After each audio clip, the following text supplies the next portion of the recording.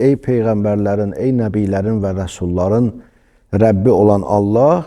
Ümumiyyətlə bu bəhs həmişə soruşulur, həmişə axtarılır. Müəyyən alimlər hərəsi özünə məxsus cavablar da verirlər ki, nəbi ilə rəsulun fərqi nədir? Yəni peyğəmbərlə rəsulun fərqi nədir?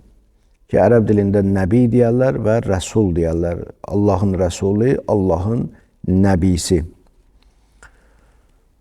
Lüğəti mənası rəsul, bayaq dedim, elçi deməkdir. Yəni Allahın elçisi, Allahın göndərdiyi mənasını verir lüğəti mənada. Amma nəbi isə xəbər gətirəndir. Allahdan xəbər gətirən, lüğəti mənası budur. Əlbəttə, lüğəti mənasına baxanda təqribən eyni mənadır. Allahdan xəbər gətirən və yaxud Allahın göndərdiyi. Yəni təqribən göndərir, nəyə görə göndərir? Xəbərə görə göndərir. Yəni təqribən lüğət tərəfdən görürsən ki, mənaları eynidir. Yəni tam eyni də olmasa yaxındır bir-birinə mənası. Amma saylarına gəlincə isə əlbəttə Quran-ı Kərimdə peyğəmbərlərin sayı barəsində heç bir məlumat bizdə yoxdur. Hədislərimizdə varid olub ki, düzdür, müxtəlif saylar deyilib, amma ən çox hədislər 124 min peyğəmbərin gəlməsini deyiblər. Və bu təfsilatı ilə Kafi kitabında var, Kafidə gəlib bu hədis ki, soruşdular ki, bu 124 min peyğəmbərin, nəbinin hamısı rəsuldur. Peyğəmbər sallallahu aleyhi və aleyhi cavab verdi ki, xeyr, 124 min peyğəmbərin içərisində, nəbinin içərisində 313-ü rəsul adlanır. 313-ü rəsuldur, amma digərləri isə nəbidirlər. Buradan da başa düşürük ki, deməli, bütün rəsullar hamısı nəbidir, amma bütün nəbilər rəsul deyil. Deməli, 313 onların içindən həm rəsuldur, həm nəbidir, amma qalanları isə ancaq nəbidirlər, amma rəsul hesab olunmurlar, Allahın rəsulu hesab olunmurlar.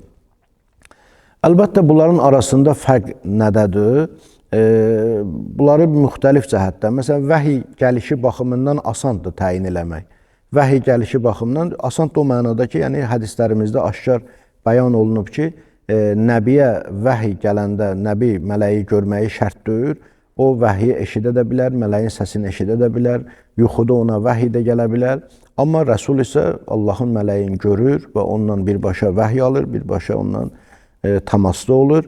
Vəhiy gəlişi baxımından fərq aydındır. Yəni, məsum imamlarımız və yaxud Peyğəmbər sallallahu aleyhi və aleyhi aşkar şəkildə bunu izah edib ki, vəhiy gəliş baxımından nəbi ilə rəsulun fərqi. Amma vəzifə baxımından onların arasında fərq nədir? Burada alimlər müxtəlif versiyalar deyiblər. Məsələn, bir qism alimlər deyiblər ki, rəsul o kəsə deyilir ki, onlar kafirlərə göndərilib.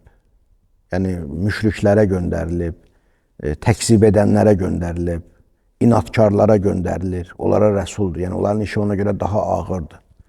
Amma nəbi isə mömin, iman gətirənlərə göndərilib. Necə? Məsələn, Musa Peyğəmbər gəlir kafirlərə, Musa Peyğəmbər gəlir inatkarlara, təkzib edənlərə çatdırır risaləti.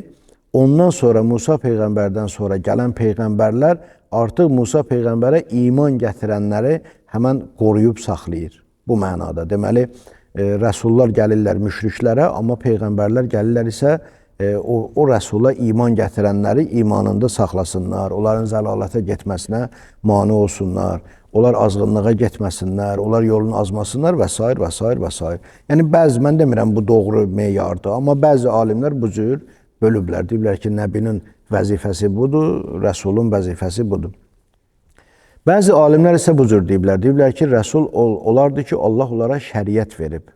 Amma peyğəmbərlər, nəbilər isə olardı ki, onlara xüsusi şəriət gəlməyib. Onlar özündən qabaq ki, rəsulun şəriətini təbliğ ediblər. Məsələn, İbrahim Peyğəmbər əleyhissalam əgər Həzrət İbrahim əleyhissalam rəsuldur, amma onun zamanında olan məsələn Lut Peyğəmbər və yaxud digər peyğəmbərlər, onlar məsum deyirlər, onlar rəsul deyirlər, onlar nəbidirlər, onlara şəriət gəlməyib, onlar İbrahim Peyğəmbərə gələn şəriəti təbliğ ediblər.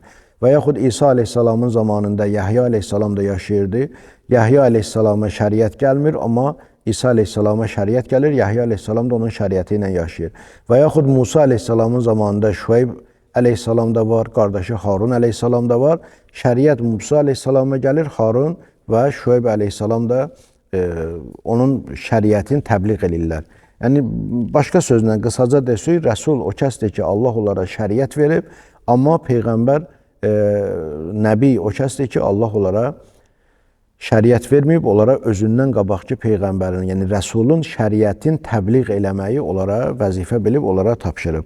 Yəni bu da başqa bir cəhətdən bölümdür və başqa bölümlər də var, amma mən istəmirəm bu barədə uzun-uzadı danışım.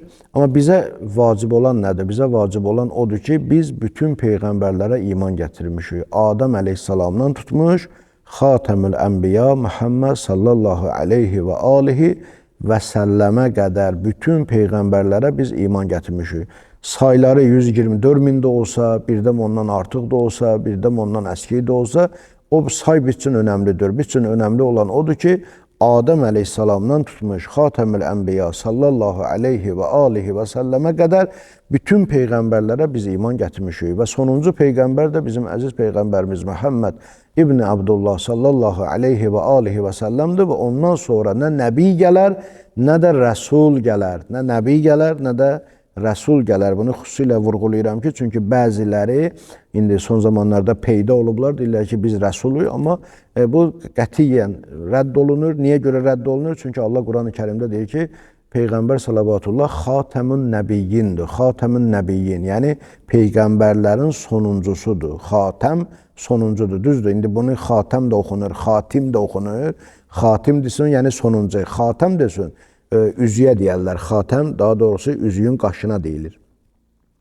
Xatəm. O da bəziləri deyir ki, yəni burada deməyib ki, peyğəmbər peyğəmbərlərin sonuncusudur. Deyir, peyğəmbərlərin üzüyünün qaşıdır da Peyğəmbər salavatullah. Bu tərif üçün deyib də bunu. Deyir ki, xeyr, bunun da mənası var. Bu məcazdır, bu təşbihdir, bu kinayədir. Yəni, insan adətən elə indi də belədir, qədimdə də belədir. Sözü yazarsan, möhrü hara vurarsan, möhrü sona vurarsan, axırıncıya. Yəni, peçatdır. Peyğəmbərlərin peçatı, peyğəmbərlərin sonuncusudur ki, ən axırda möhürdür.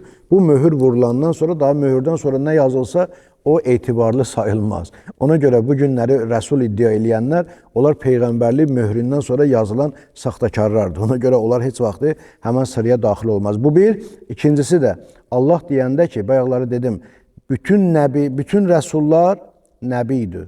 Amma bütün nəbilər rəsuldur. Deməli, əgər peyğəmbərimiz nəbilərin sonuncusudursa, deməli rəsuldan heç danışmağa dəyməz. Çünki nəbi olmalıydı ki, ondan sonra rəsul olsun.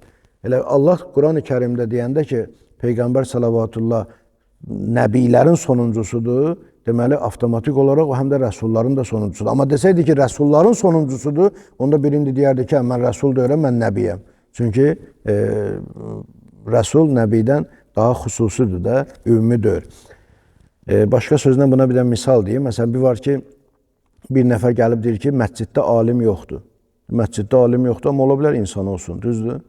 Amma bir nəfər gəlib deyir ki, məsciddə insan yoxdur. Ondan sonra sən ondan soruşa bilər, mənası var ki, soruşasan ki, alim var içəridə, şair var içəridə, yazıcı var içəridə. Sənə deyirəm ki, insan yoxdur. Deməli, əgər insan yoxdursa, bütün həmən insanın növləri, qismləri, şəxsləri, fərdləri hamısı mən nəhy elədim, rədd elədim. Ona görə peyğəmbərlik də əgər peyğəmbərliyin sonuncusu, nəbinin sonuncusu, xatəmi, möhrü, peçatı, əziz peyğəmbərimiz Muhammed İbn Abdullah sallallahu aleyhi və alihi və səlləmdürsə, daha ondan sonra suala ehtiyac qalmır ki, rəsul gələ bilərmi?